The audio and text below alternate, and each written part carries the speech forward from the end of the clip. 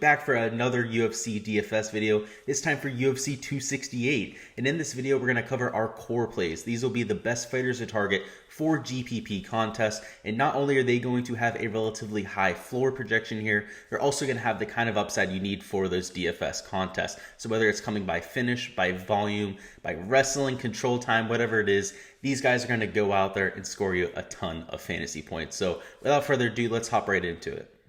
We'll start off with Justin Gaethje there at $8,900, obviously in a high-profile matchup against Michael Chandler. He's currently the favorite at -210, and I expect absolute fireworks between these two. There's some speculation going around in the industry that Michael Chandler's going to go out there, take down Justin Gaethje, and make this a boring fight, and personally, I just don't buy it. The only person that's really manhandled Gaethje at all in the UFC was Khabib, and he's a completely different animal. These guys out here do not have the kind of wrestling that Khabib has. So even though Michael Chandler, a former All-American wrestler, I definitely think that Gaethje, there's just levels to this. Khabib was just on a completely different level, so I don't think we can necessarily compare those two performances, because aside from that fight, Gaethje was not only able to keep people standing, but inflict tons of damage. And there's one thing we know about Michael Chandler is that he's willing to go out on his shield. If he's not able to get Justin Gaethje down, this is going to be a very interesting fight. We're going to see some power punching from both sides, and personally, I see someone going out in rounds 1 or 2. So Justin Gaethje, a favorite here, somebody I'll be targeting just because if he gets the win, I see him getting a finish in round 1 or round 2. And for Draftkings DFS purposes, that's exactly what we're looking for. We're looking for a 95-point floor, we'd say, for a GPP contest, and he has true 110 to 120 point ceiling. Next up, we have Melsik Baghdasaryan, somebody who's essentially been a highlight reel ever since we started to see him on the regional scene. And of course, ever since he got into the UFC as well with that impressive finish last time out. He's $9,200. We'll be facing off against Bruno Souza. So at 34, -340, he's obviously a sizable favorite here. And personally, it looks like this is a spot for him to go out and get a highlight reel finish. Anytime the UFC has one of these up-and-coming prospects that they want to show, they want to get out to the world, they make sure to put him on one of these main card events like a UFC 268. And they make sure to give him an opponent that's going to be aggressive, that's going to bring the action. And that's exactly what we have here. So him being this massive favorite, to me, it's a sign that it is one of these matchups. So Baghdasaryan, obviously an elite level striker, somebody who's put a majority of his opponents out in the first round. In fact, 90% of his wins are first round finishes. So obviously, I'd like to see somebody who's a finishing artist going out there. So $9,200, he's one of my favorite plays on the slate because he has legit 130-point upside. Next up, we have Garry, $9,500. He's going to be the most expensive fighter on this list. Going up against Williams, he's a -380 favorite against Jordan Williams. And personally, this is the first time we're seeing Garry in the octagon, and I'm extremely excited. This guy's apparently one of the best UFC fighters in the world, period. Obviously, has been on the international scene for quite some time, and he's going to bring the action. We know that. This guy is an exciting fighter, somebody who wants to hype up the crowd, wants to be a crowd favorite, and he's going to get a perfect opponent for that in Jordan Williams, somebody who is extremely high volume. Last time out, Jordan Williams had an extremely impressive round 1.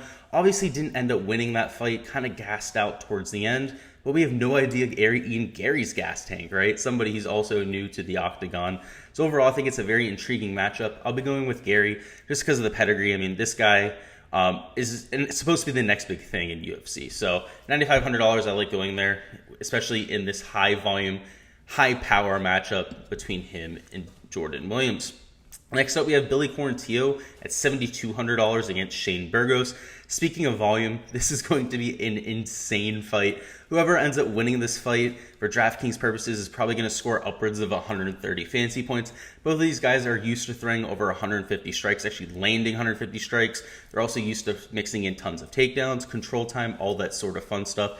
So for me, I'm going with the underdog here in Quarantillo. He was extremely impressive last time out. Burgos is coming off some losses as well. And even though he was fighting higher level competition, I'm taking a look at the trajectories of their career and trying to buy in on the guy that's getting better, that's been showing these improvements. And stylistically, I think they're both very similar fighters. So for me, I like the matchup here. I also like the fact that both of these guys are putting up insane volume. And I also don't hate the fact that we could stack up this matchup as well. At number 2, we have Colby Covington at $6,900. Yes, a huge underdog here against Kamaru Usman at +250, but somebody I like targeting just because of the volume. Even in a loss, I think Colby Covington can end up being in the optimal lineup because he's so cheap there at $6,900. And last time out, ended up scoring 57 fantasy points against Kamaru Usman. And that was without a lot of control time, a lot of his takedowns, the few that he was able to mix in.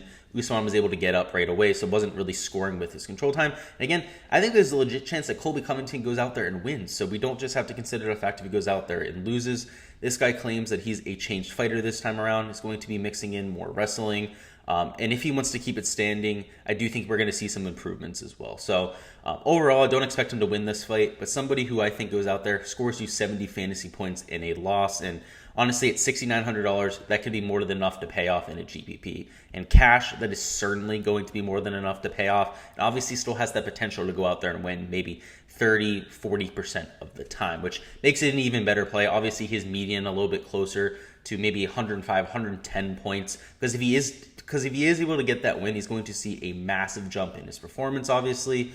Likely is able to control him for a little bit longer. So overall, really like his median projection. Obviously has the highest floor of anyone on this slate, and arguably the highest ceiling as well. So in terms of GPP plays, especially for DFS, where he's going to be a little bit under-owned, a lot of people are going to be going to Kamaru Usman. A lot of people in the industry are hyping up Usman, talking about him as if he's unbeatable, but we've been proven time and time and again that is just not the case with anyone in the UFC, no matter how good you are. So for me, Colby Covington, a very good underdog play here, especially in terms of his fantasy production. And at number one, Alex Pereira comes in at $9,100. This guy is going to be an absolute stud in the UFC. He gets his first matchup out here, gets put up against an absolute stud in Michailidis. So obviously he comes in as the favorite against Michailidis, which was a little bit surprising to me at first. But when you take a look at this guy's record, especially coming into the UFC, he's a kickboxer by trade. He's obviously performed in MMA, undefeated up until this point. But as a kickboxer, this guy is unbelievable. He's beaten Israel Adesanya one-on-one. That should pretty much tell you everything that you guys need to know. This guy's extremely technical. He's extremely powerful. He records a ton of knockouts, whether that was in kickboxing or now in the MMA ring. So for me, this guy's going to go out there. He's going to get you a finish. Michailidis has not been the same fighter as he showed in the past. Used to be a little bit more technical, would mix in the wrestling, that kind of thing. But over his last 3 fights, hasn't done that. Has been a lot more stagnant in there as well, kind of relying on his boxing. And you're not going to win a boxing match against this guy. He's just an elite level kickboxer. Somebody who's going to piece you up with his technique, also going to piece you up with his power. Could knock you out cold. So in Draftkings contests, he's a good price tag there at $9,100. He's a little bit cheaper than somebody like an Ian Garry. And overall, I expected him to go out there and get a first-round finish. So it will be my highest exposed player and somebody I'm really looking forward to seeing here in the UFC. That's all for the UFC preview, guys. Go ahead and let me know down in the comments who you've got as your favorite fighter to target. Obviously, for me, that's Alex Pereira, but I always love to hear from you guys as well. And if you guys haven't already liked the video, if you haven't already gotten a chance to subscribe to the channel as well, highly recommend you guys go ahead and do so. For the larger UFC cards going forward, we'll make sure to have our preview out. We're also covering golf every single week, as well as the NFL for main slate and showdown. So make sure to subscribe so you don't miss any of that.